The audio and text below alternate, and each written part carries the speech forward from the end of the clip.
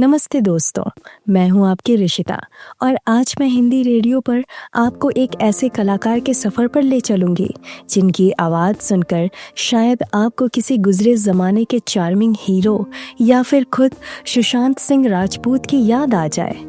वे एक ऐसे कलाकार थे जिनकी आंखों में एक अलग ही कशिश थी और जिनके अभिनय में ऐसा जादू था कि हर किरदार जीवंत हो उठता था। लेकिन अफसोस, ये चमकता सितारा बहुत जल्द ही हमसे दूर चला गया। मैं बात कर रही हूँ हमारे अपने मोहन गोखले की। आवाज तो पहचान ली है, अब जरा शक्ल भी दिखा दीजिए। डर जाओगे। क्यों? ऐसी क्या बात है?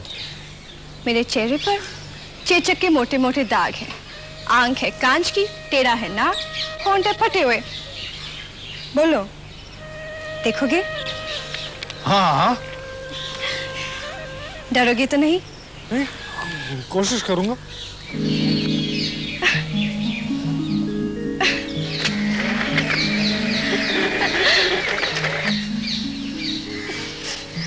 बॉय, इतनी सुंदर। अब सुनिए एक दिलचस्प बात। अक्सर लोग उन्हें मशहूर अभिनेता विक्रम गोखले का भाई समझते थे। यहाँ तक कि कुछ लोग ये भी मानते थे कि दिग्गज अभिनेता चंद्रकांत गोखले उनके पिता थे। लेकिन ठहरिए, ये एक ऐसा राज है जिस पर से आज हम पर्दा उठाएंगे। सच्चाई ये है कि मोहन जी और विक्रम गोखले के बीच कोई खून का रिश्ता नहीं था।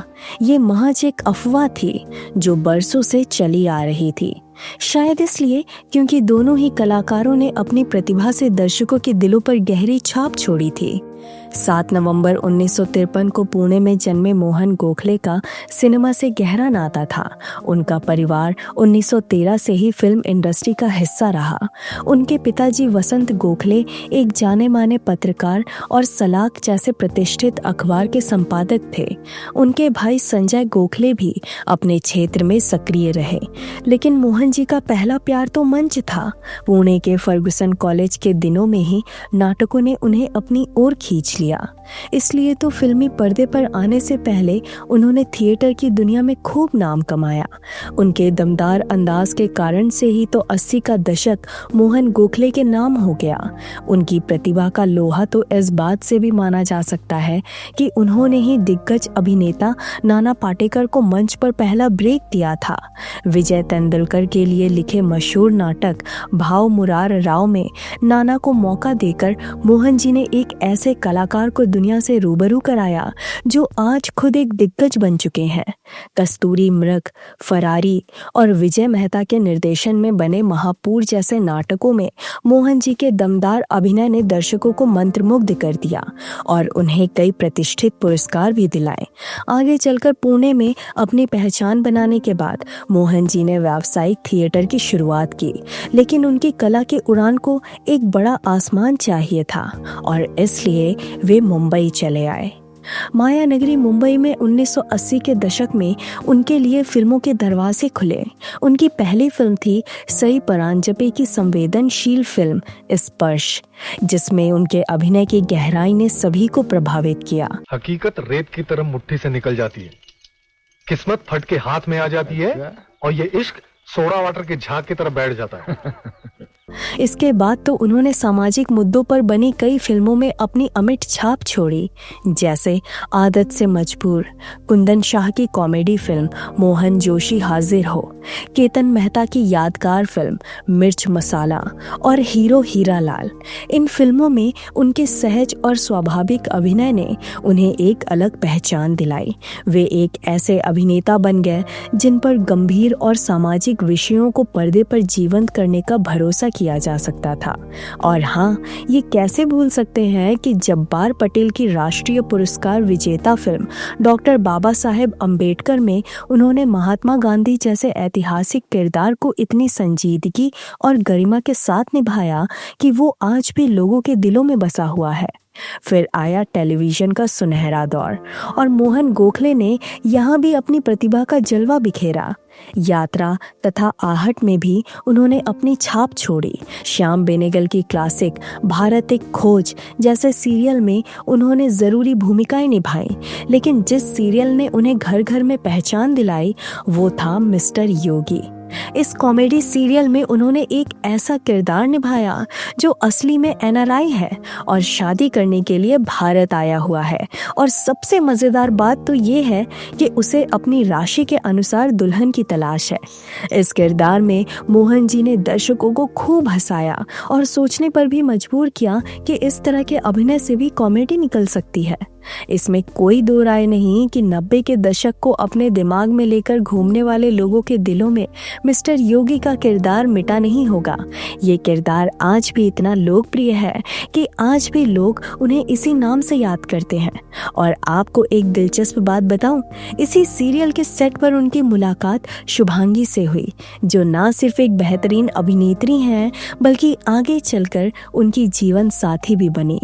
शुभांगी जी को आपने लापतागंज और चिड़ियाघर जैसे कॉमेडी शोज में देखा होगा, लेकिन शायद कम ही लोग जानते हैं कि वे मोहन गोखले की पत्नी थी। मोहन गोखले की कला सिर्फ हिंदी और मराठी सिनेमा तक सीमित नहीं रही। उन्होंने गुजराती फिल्म भवनी भवाई और अंग्रेजी फिल्म मिसिसिपी मसाला में भी अपनी अभिनय क्षमता का लोहा मनवाया। थिएटर तो उनका पहला प्यार था और ये जुनून हमेशा उनके साथ रहा। कॉलेज के दिनों में उन्होंने नाटकों में अनगिनत पुरस्कार जीते थे। उन्हें पुणे में थिएटर अकेडमी की स्थापना करके युवा प्रतिभाओं को भी मंच प्रदान किया। नाना पाटेकर के पहले मराठी नाटक भाव मुरार राव का निर्देशन भी उन्होंने ही किया था। You know about whiplash? He'll say, when she hit my car, my neck got a jhatka and my spine is damaged forever. And so I am suing you for just $1 million. उनकी निजी जिंदगी भी उतनी ही खूबसूरत थी जितनी उनकी कला रही थी। अभिनेत्री शुभांगी गोखले उनकी जीवन संगिनी बनी और उनकी बेटी सखी गोखले भी आज अभिनय की दुनिया में अपनी पहचान बना रही हैं, जो उनके माता पिता की विरासत को आगे बढ़ा रही हैं। लेकिन जैसा कि अक्सर होता है, किस्मत को कुछ और ही मंजूर था। 29 अप्रैल 1999 को जब मोहन गोखले कमल हासन की महत्वाकांक्षी फिल्म हे राम की शूटिंग के लिए चेन्नई में थे, तब अचानक रात में सोते हुए उन्हें दिल का दौरा पड़ा और ये अनमोल सितारा हमेशा के लिए खामोश हो गया। उस वक्त वे सिर्फ 45 साल के थे। उनका असामान्य निधन भारतीय सिनेमा, टेलीविजन और थिएटर जगत के लिए एक बहुत बड़ी क्षति थी। आज भले ही मोहन गोखले हमारे बीच नहीं है, लेकिन उनकी यादगार भूमिकाएं और उनका शानदार अभिनय हमेशा हमारे दिलों में जिंदा रहेगा। मिस्टर योगी का वो मासूम चेहरा, उनकी दमदार आवाज़ और हर किरदार को जीवंत कर देने की उनकी कला, ये सब हमेशा हमारी यादों में बसा रहेगा। तो ये थी कहानी ऐसे कलाकार की जिन्होंने अपनी छोटी सी जिंदगी में अपनी प्रतिभा से लाखों दिलों को जीता। उम्मीद है आज आपको मोहन गोखले के बारे में कुछ नई और दिलचस्प बातें जानने को मिली होंगी। तो मैं हूँ आपकी ऋषिता और आपसे फिर मुलाकात होगी एक और दिलचस्प कहानी के साथ।